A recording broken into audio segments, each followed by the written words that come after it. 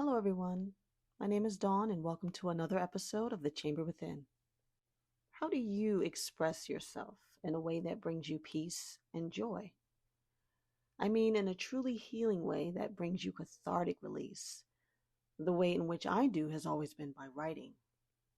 I fully believe that expression is medicine. Whatever is within you, clawing to be revealed, dying to reach the light of day, is a symbiotic process of existing and expressing that existence, back and forth, to and fro. For instance, for me, this podcast has been a wonderful example of getting out of my shell and committing to a weekly release of quandaries, ideas, and experiences that I know I'm not alone in. Now, it can be scary to be vulnerable, sure, but I have learned the most from other vulnerable people who are willing to deal with their struggles of common life by taking a moment to stop and truly look at their issues so that they can finally deal with it honestly. I recently came across a thread on social media, and it was about a study that Dr. James Pennebaker, who was a professor of psychology and also a research scientist, he conducted a study for over the course of about 30 years. And the research caught my interest because it was about why some people recover from trauma and others don't. And he realized there was a pattern amongst those who healed, and it was expressive writing. He instructed those in his research study to write down what they were feeling on paper. The prompt was for those being studied um, to write between 15 to 20 minutes a day continuously and without regard for grammar nor concern for sharing what was written. No, they didn't have to worry about that at all. This was a personal exercise. They could throw away their written words after because the therapy was not in the grammar or the structure of the sentences or anything like that. It was the writing that was therapeutic. According to his findings, Dr. Pennebaker saw that taking an emotional, traumatic event that felt chaotic and putting that moment into words made the brain process the event in its own way. Now, when our brain can structure and organize an event that hurts us so deeply, this process of writing it down allowed for the beginning of closure. Instead of being locked into the moment in an emotional, chaotic roundabout, we are actually able to look at it objectively, bit by bit, once it's on paper. This translation is a release, and this practice has been shown to actually improve T cell activity, lower blood pressure, and reduce the symptoms of depression. Now, when I was reading all of this, it reminded me of a term called arrested development. This is when people are unable to move past an event in childhood and this event stunts their emotional growth. So I looked it up.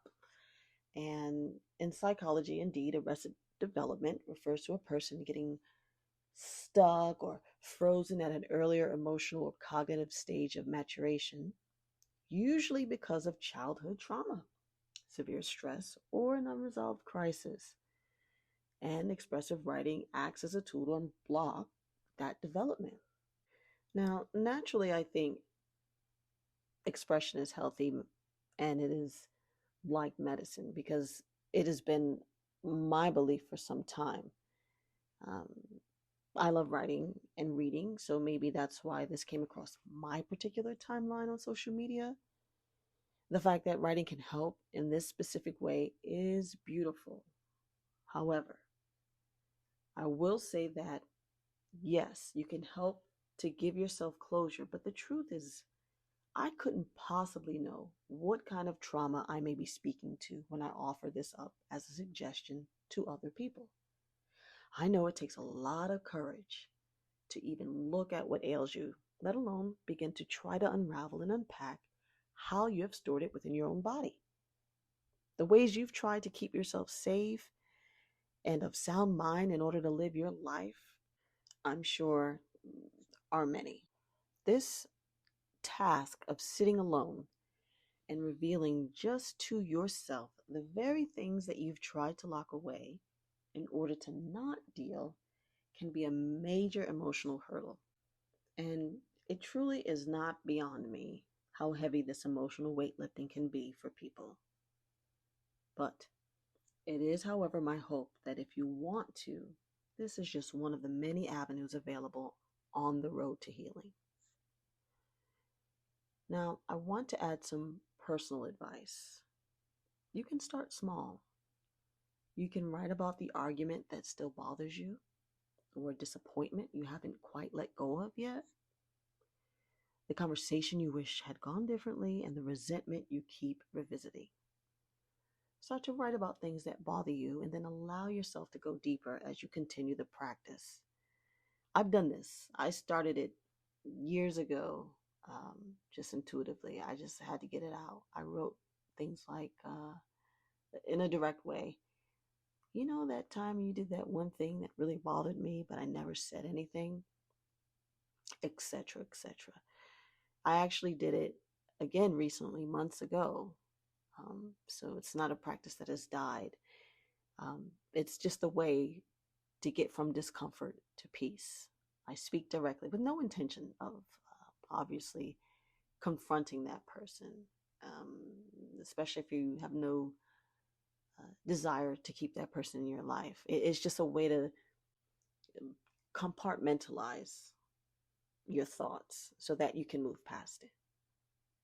Writing is a practice, an exercise.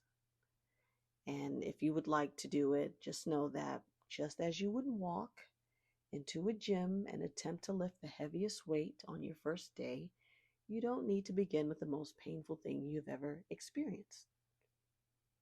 You know, without knowing the details of the prompts, and this is just, a summary of the study that he conducted, I would imagine that he at least gave them space for that.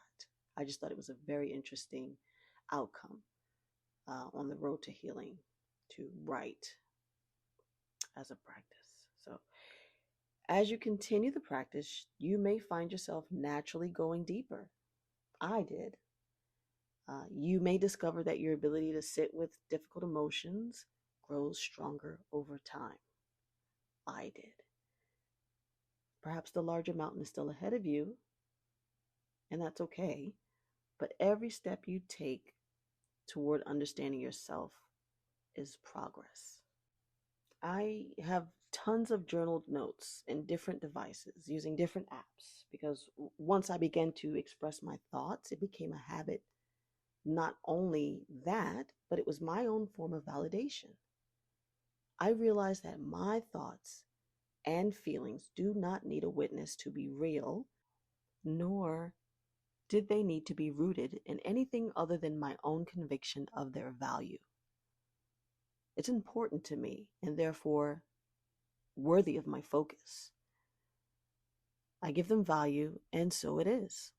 I can unpack them carefully, strategically, and then finally let them go. Let them go. This is empowering. I went inside myself, my own self-worth at the time. That's at that time in my life, I'd stopped bouncing so many ideas off of other people. Like, is it all right that I feel this way? Am I wrong for feeling this way or that way? I just gave them value because I said so. And I grew through that. And you can do the same. Remember, we talked about arrested development not too long ago? Writing, or however you express yourself, is the opposite of stagnation. You can allow that energy to move through you instead of it being stalled within you. Push it outward and let it go. So, my question to you this week is there a form of expression that you feel has helped you in your own life, writing or otherwise? I'd love to hear about it. Truly, I would. You can email me at thechamberwithin@yahoo.com or leave me a voice message on SpeakPipe/thechambervoiceline.com. I thank you for joining me this week, and I hope you have a wonderful week ahead. I'll talk to you later. Bye-bye.